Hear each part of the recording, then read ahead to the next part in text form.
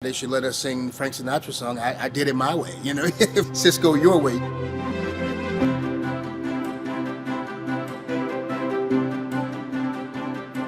One of the things that makes Charlotte special is we have a ton of diversity in the area.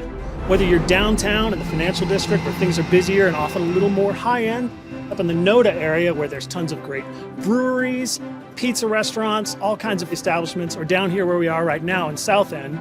The crowds just come out. It's crazy when there's a nice, beautiful day out like today. Lots of customers. One of the challenges because of pandemic is really everything became very expensive. Our main product, the ingredients are not available. Also, being small, we don't have a lot of capacity to stock a lot of items. We have something pop up, or if we're running out of something, you have to try to run to the store. That's taking up valuable time. The fresh product, the produce, we have to get every day. We sell tons of collard greens. So it's very important that we get that fresh and turn it over as quickly as possible. We were looking for something we can order daily, do inventory at night after we close. That way it doesn't stop us during the day. That's where Sysco came in.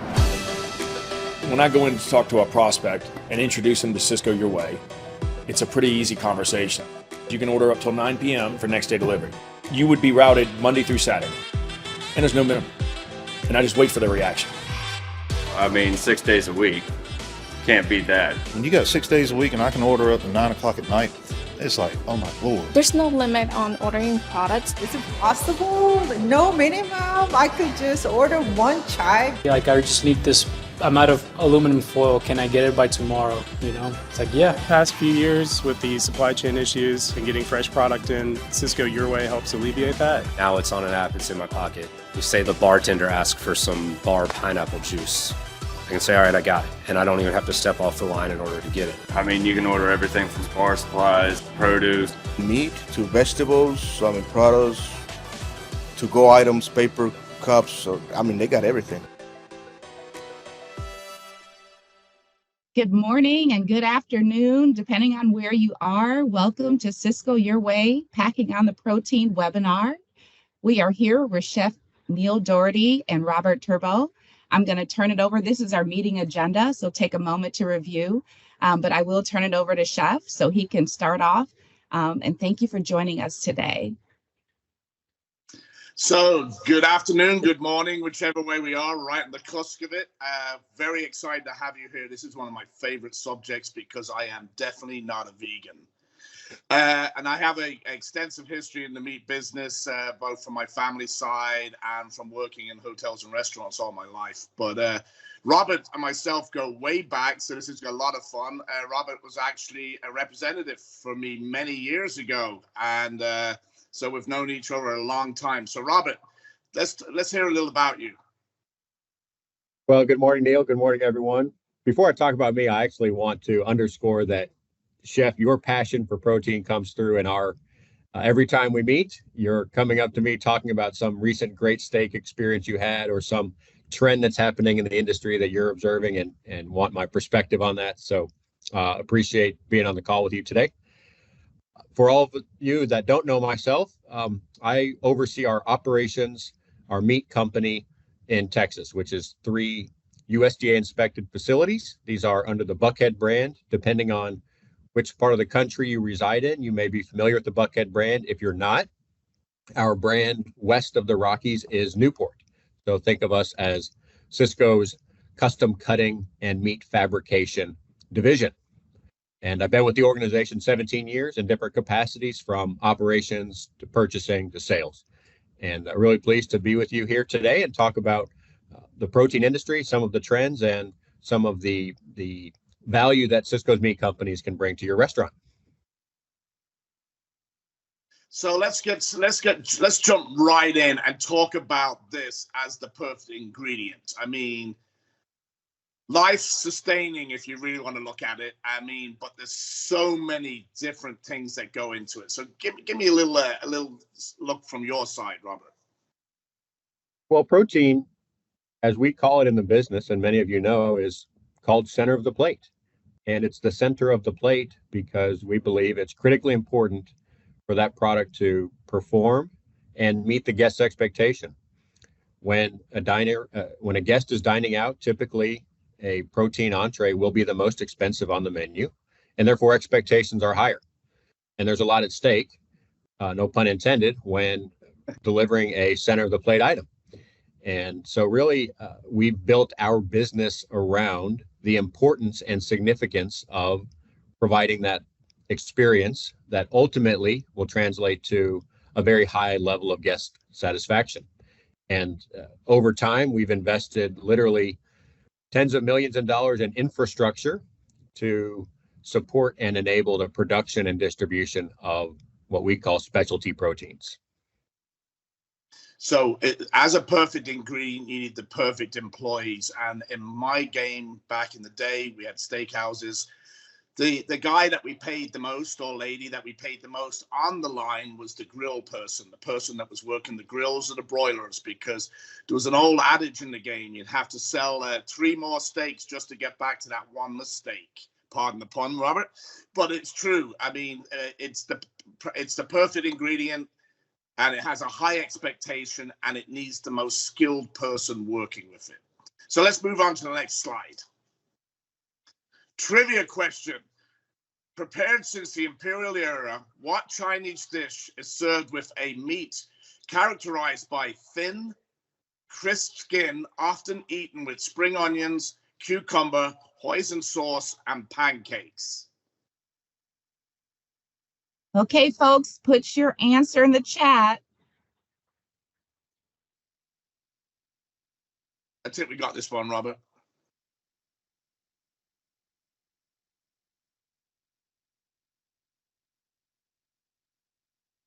All righty, yes, it's Peking duck, very imperial. Okay, everybody's banging it. Perfect, that's awesome. Okay, next slide. We have another trivia question, Chef. Oh, we do. Oh, what food item is used for the official nickname of NASA's round, red, white, and blue insignia, and is the main component of the traditional Canadian dish, ragu de boulettes? I think I kind of gave it away with that pronunciation. Dustin Crawford, right there on the money, right off the bat.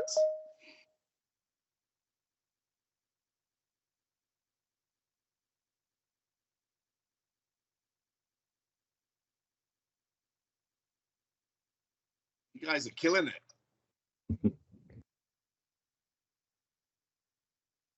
All righty. So, talk to me. This is one of the most important parts of the meat industry. If we didn't have this, we wouldn't be able to afford the steak, right, Robert? So, take it away. Yeah, it's really interesting if you think about the history of our business, meat processing. It really starts with the beef cattle packing side of the industry, which is where animals are harvested or slaughtered. And commercial packing goes back to 1869 in Chicago. And that was the start of the packing industry in the US and frankly, the world. And what's fascinating about it in our business compared to other manufacturing industries is we are in the disassembly business. If you think of auto manufacturing, and as the story goes, Henry Ford got the idea for a conveying line through touring a beef packing house where the opposite was happening. A whole animal would come in and it would be broken down into its component parts. And the reverse is true in assembly. Assembly line is the word I was looking for. Apologize for that. Assembly, you're taking the components and putting it all together. So in our business, that dates back to over 150 years. It really is about disassembly and utilization of the highest value from all of the component parts. And especially in center of the plate, portion cut steaks in particular, these are very high dollar items. And if we, Buckhead, were Newport to say our yield on a tenderloin is 50%, and for easy math, let's say that we buy a whole beef tenderloin for $15. The yield is 50%. That cost would be 30 in terms of the cost of meat based on that simple yield equation. 50% loss, that means you double the price of the usable product. In our business, the 50% that's not a center cut fillet steak all has value. The byproducts from the production of tenderloin include tenderloin tails, tenderloin chain, medallions, trim, tenderloin pieces. All of these different individual components have a different value. The benefit is that when we at Sysco's Meat Company's portion cut steaks, all of those byproducts are what we call credited back to the primary. What that allows us to do is capture the best and highest value for any given byproduct. And on a tenderloin, for example, to stay on this, a medallion has the highest value coming off of the tenderloin. Next in line in value is a tenderloin tail. And then you go down to tenderloin kebab and tenderloin pieces and ultimately trim and fat. But what we're able to do is capture the highest value possible and drive that value back into the price of a center cut fillet, for instance, if that's what you're purchasing. So I got a comment from you from, obviously I butcher myself and I have in my operations, but there's certain items that are just not viable to do. And it's very hard to bring that worth back to it, right? So for instance, cutting New York strips, center cut. Well, technically 1/3 of that loin has veins running through it that are technically called vein steaks. So we used to cut them for breakfast steaks, etc. But they never really got their value back. So that was one of the items that I always bought center cut for my steakhouses, because I just couldn't get the trim to get it back for me the way that you can in the manufacturing side, because I couldn't get it. You got a massive market for tails and medallions, and sometimes more than the center cut tenderloins, right? That's right, Chef. And what we've seen over the years also is operators feel that they're almost limited in their menu because they have to find a home for some of these byproducts, and they don't have the flexibility in the menu to otherwise maybe not force that item onto a menu, in your case, a breakfast steak. Or what we see oftentimes is grinding trim to make a ground beef product, whether it's a hamburger or a ground beef ingredient. And if you analyze the cost components of your menu, sometimes you may be better off, oftentimes, purchasing a ground beef and purchasing a center cut New York strip versus grinding that strip loin into a hamburger. And you get also maybe some inconsistency on that grind because it can vary from week to week. But I think it is a lot about the flexibility in the menu that comes from buying pre-cut versus forcing a home for the byproducts elsewhere into the operation. Well, we did a little competition with a lot of our customers a couple of years ago where we put some primals on the tables with no weighing scales and gave everybody a knife and said, cut me a 12-ounce New York, cut me a 16-ounce ribeye. And the variables on a meat cutting is plus or minus 0.5, right, Robert? On the custom variable was anywhere between 1.5 ounces to 2 ounces, and in a lot of cases they were cutting on the weak side of the number, so that 12 ounce was actually more like a 10 ounce and the 16 was like, a 14. It's very, very hard to have employees that are really good meat cutters because of the different size of the loins, the eyes, the thickness. It's not just gauging by 1 inch or 1.5 inches. It's actually, you have to be very good at it. And so that is the largest part of the waste in the industry when you're cutting your own steaks, is keeping it consistently at the weight you expect. Yeah, that's right. I love that. love the Henry Ford part, obviously, because he's Irish, but I really love that Henry Ford part because it really makes a lot of sense. The whole production line from the kill to the skinning, and as the animal goes down the line. So let's hop on to our next slide. Okay, here, really talk up the portion control.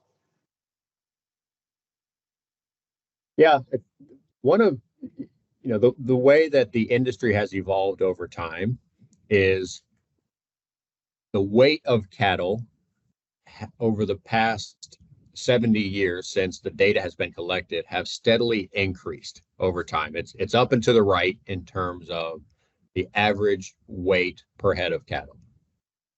What that translates to is ever larger subprimals. And a subprimal is a large single muscle piece of meat. And these used to, even when I came into the business, weigh much less than they do today. A ribeye, Chef, when you first got in the business, probably weighed 10 or 12 pounds. Yeah, 11 and up and 11 and down. 11 pounds was the break point. Today, that break point, 16 and a half pounds.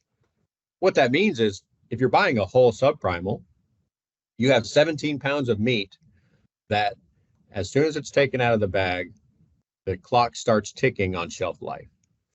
And in addition to the portioning weight conversation that Chef just brought up, it's a shelf life concern, and the color changes, and really to maintain freshness, it's not the optimal storage solution. And what we offer and the investments we've made in packaging allows for the default packaging, which is an individual steak per package. And this has a fresh shelf life of 14 days for bone-in products and 21 days on boneless items. But what this allows for is extended shelf life fresh and the added value of the option to freeze that product. And I've seen very high-end white tablecloth establishments freeze proteins when they're packaged like this, thaw them out in a controlled fashion in the refrigerator 24 hours prior to use. And there is hardly a discernible difference when handled correctly. But what this offers you is the option to maintain extended fresh, or you can put in the freezer and thaw. And it's just another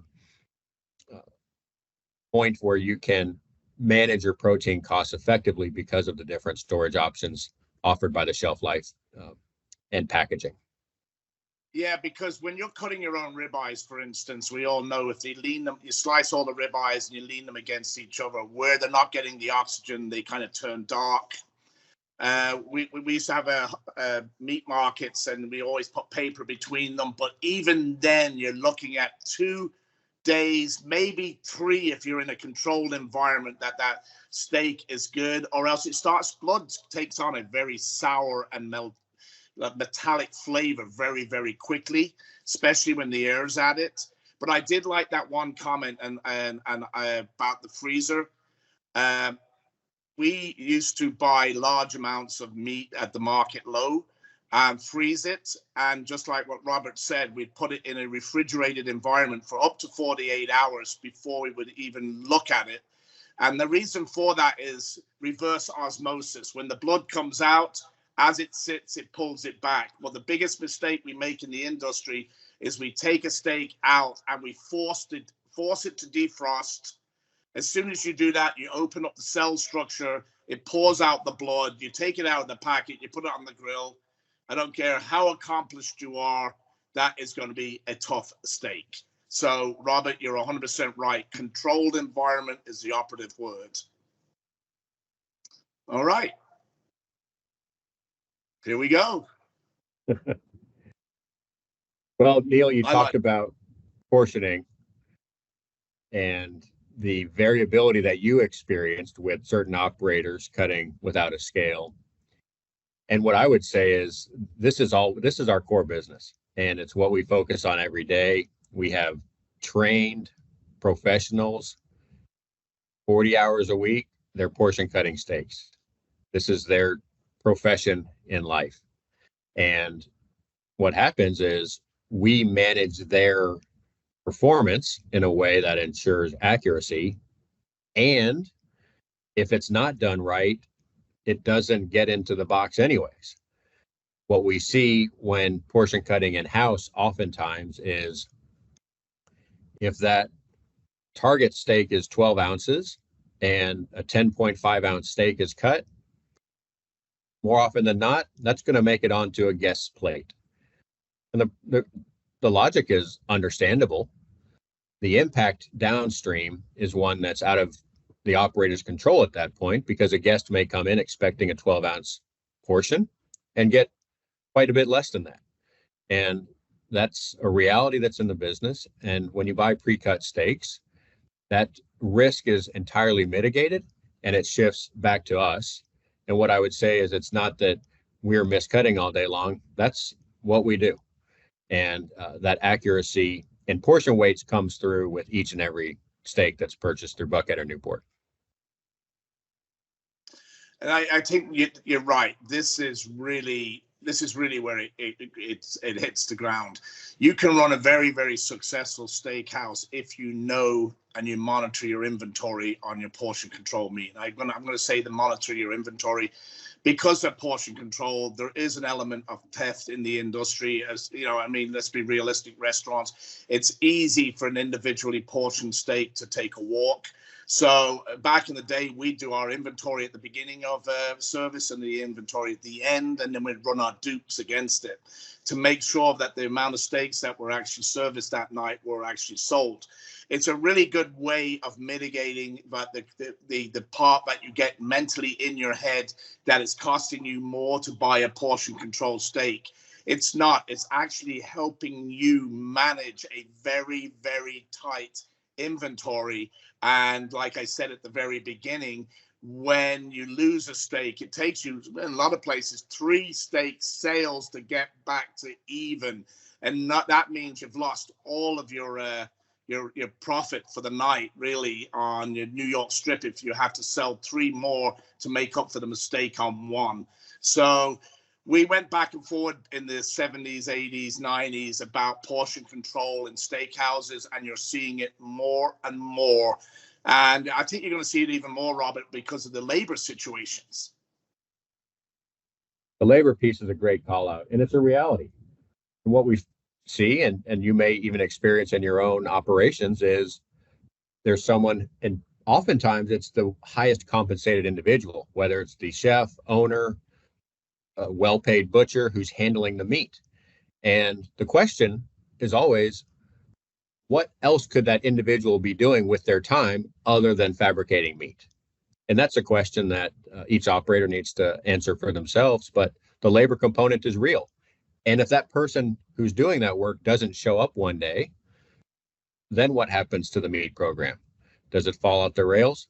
If everything is coming in pre-cut and ready to use, it's basically season and prepare, then there's no concern about that key individual risk.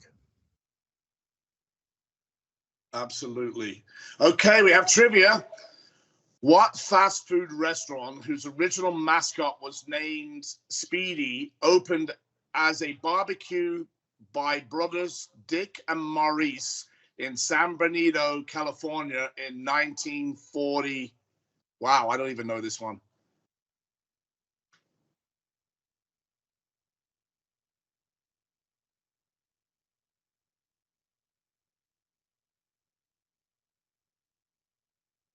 All righty. Rachel, it wasn't In and Out, but everybody else got it. Mark is up with it. Yes, great. All right, that was a great trivia question. I was actually going to go with Hardee's. In Naples, a pizza romana usually has what topping in addition to the traditional tomato and mozzarella of a Neapolitan pie?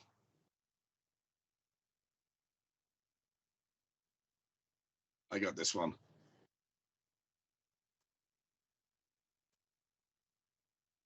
Got one sausage answer coming up. Anchovies, yes. Okay, this is one of my favorite parts of the game, Robert, so take it away. It's really pretty simple. A great steak has two components to it.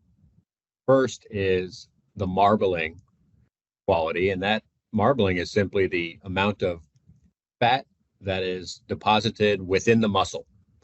And fat equals flavor and texture, and a lot of good things come from the fine flecks of fat within a muscle.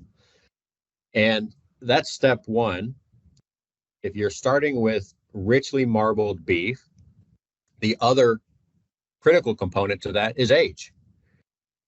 We did an experience a few months ago with some of the warehouse crew in one of our bucket facilities, and it was to underscore the importance of aging. And we took the exact same cut of beef. This was a certified Angus beef top sirloin steak with 7 days age on it, and cut it side by side with a certified Angus beef top sirloin that had 28 days. And it was night and day, a completely different eating experience. Aging is everything in beef. And actually in seafood, it's quite the opposite. Aging is important, but on the other way, you want seafood as fresh as possible. Beef, we're purchasing raw material today that we intend to cut a month from now. And this takes additional investment in capital for tying up funds that could be used elsewhere. It requires us to have 4 weeks of inventory on hand versus 1 week. An example I like to use is buying a steak at a grocery store.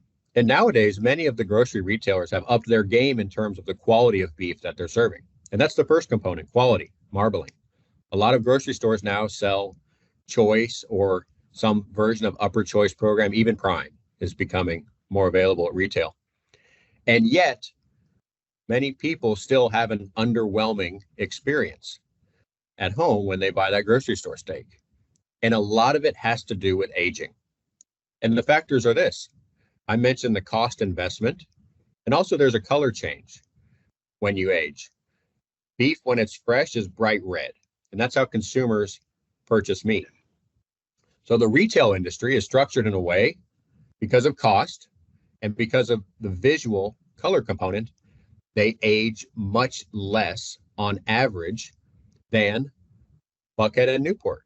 We make that investment in inventory and packaging to maximize the age that we're putting on the product. When you eat the steak that has 30 days versus 14 days or 7, it is night and day, even for the same quality grade that is used, be it choice or certified Angus beef or prime. Plus, well, the unknown story here is for retail is when you buy a trailer load of beef in the beef industry and you're buying it from a major packer, IBP, Excel, etc., you have 7 to 9 days to pay for the load. So they're going to put that out there in the case as fast as humanly possible to sell it and get the return of their investment. And technically we call it green meat, right, Robert? So when you go to Sam's and they've got that ribeye special during the holidays and it's, it's an amazing price, it's usually green. A lot of times it's maybe 7 days old, right, from slaughter. So no matter how good you are on the grill, it will not be a steakhouse steak, no matter how big you cut it or how well you cook.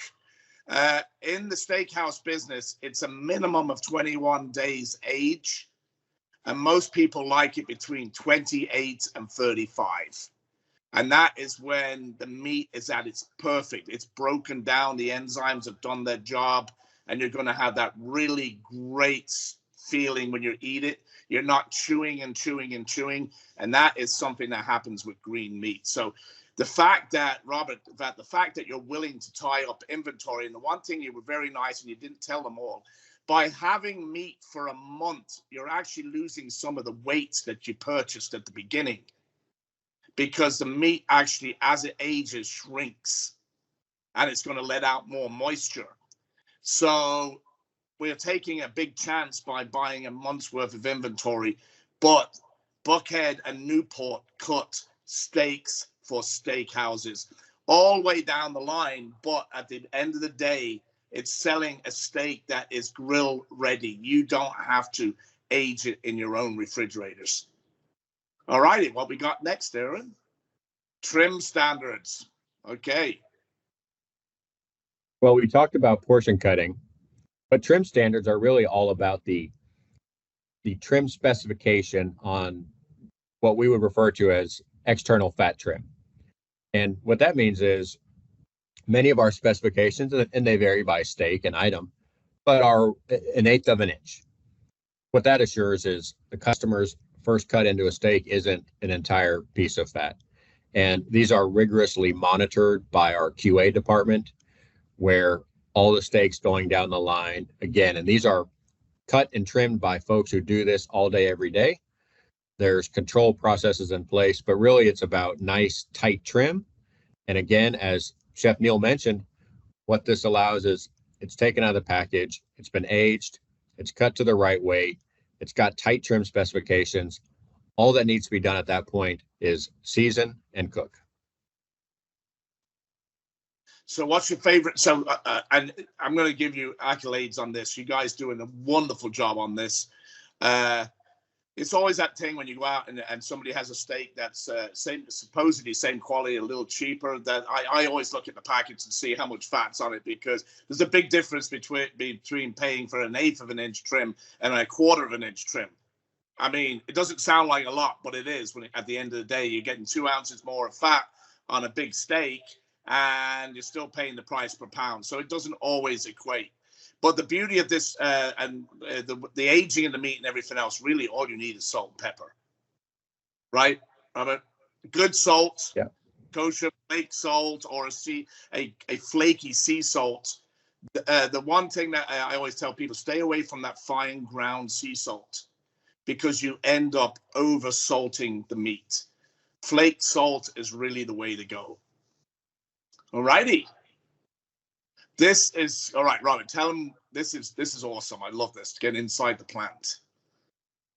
This is a video that highlights one of our Buckhead facilities, and this facility happens to be located in Houston and processes beef, poultry, and seafood. So that's what we're going to see here. This is representative of many of our Buckhead and Newport sites across the U.S. The capabilities might vary by site, but certainly the quality standards, the employee productivity, and the commitment to quality is there that exists across all of the sites.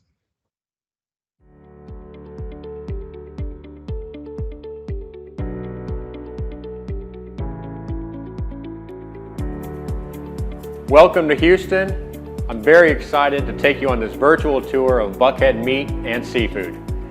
My name is Robert Turbo. I'm the president here. And today we're going to show you where the finest aged meat comes from, the freshest Gulf seafood, and farm fresh poultry. We moved into this state-of-the-art facility in 2016. Let's go check it out. Here we are on the main corridor at Buckhead Houston for production. This hallway feeds each of our 4 different production areas: beef, poultry, seafood, and prepared foods. Also feeding this hallway are our primary coolers: beef cooler, poultry cooler, seafood cooler, and our freezer. This is the main artery of the operation and a high volume area. Let's keep moving. Here we are in fresh poultry production. In this room, we really specialize in small bird, boneless chicken breasts. We do skin on, skinless, butterfly, any cut you can imagine, we process here. Much of our chicken is sourced locally within the state of Texas. Everything is hand cut and custom packed to your specifications. Let's take a look.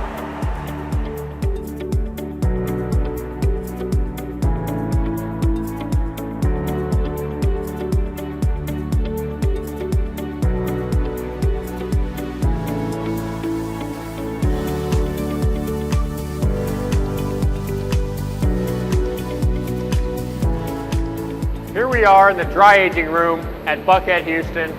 This is one of the most exciting rooms in my opinion, in the operation.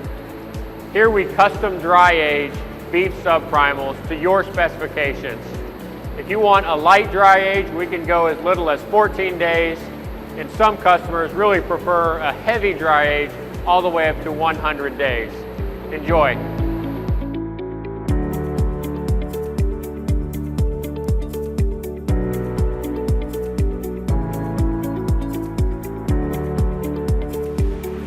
Here we are in beef production. This is the heart and soul of the operation. This is truly a skilled craftsman's paradise. We have skilled butchers custom fabricating cuts to your specifications. In addition to beef, we also process pork, lamb, and veal in this room. We process everything from bone-in cuts, boneless, marinated fajitas, bone-in pork chops, filet mignon, you name it, it's cut and will come out of this room. We won't put a knife to any beef item with less than 21 days on it. We're very proud of some of the premium programs that we carry, such as USDA Prime, Certified Angus Beef, and Snake River Farms, just to name a few. Here we are in our shellfish cooler. We had a lobster tank custom manufactured for us. We bring in lobsters direct from Maine several times a week, store them in this tank, pack them, and ship them out fresh directly to you every day. We also carry a wide selection of Gulf oysters and East Coast oysters, all in stock, rotated daily, and ready to ship. Last, but certainly not least, is our fresh seafood processing area. In this room, we process fresh fish daily with a heavy emphasis on local Gulf species. However, we source globally as well. Some of our most popular items include sea bass, tuna, salmon, and red snapper, all sourced by skilled seafood merchandisers with deep and long-standing relationships with the fishermen and women who sustainably harvest this quality seafood. We are proud to custom cut these fish offerings to your specifications. A single species can have up to 45 different cut specs, from skin-on fillet to skinless block cut and beyond. We utilize ozonated water during processing to help reduce bacterial growth. And all items are packed on ice from receiving to shipping. These steps ensure maximum shelf life and freshness for your guests. Our rigorous receiving processes ensure that fresh seafood is inspected for wholesomeness and quality before ever being received into the building. Now that we've visited all of the production sites, it's worth sharing with you Buckhead's commitment to food safety. Buckhead is an SQF Level 3 certified facility. SQF is a globally recognized food safety standard. It's based on science and proven principles that enable a consistent, globally applied standard for food safety and quality. I'd like to thank you for taking time to participate in this virtual tour and for your interest in Buckhead Meat and Seafood of Houston. We would truly enjoy the opportunity to share with you high quality meat and seafood products and a very high level of service. Thank you. I guess we could drop the mic right there. That was awesome. I'm still selling meat, so clearly my acting career didn't take off like I thought it would. I think that's it for today. Thank you all. Yeah, thank you all.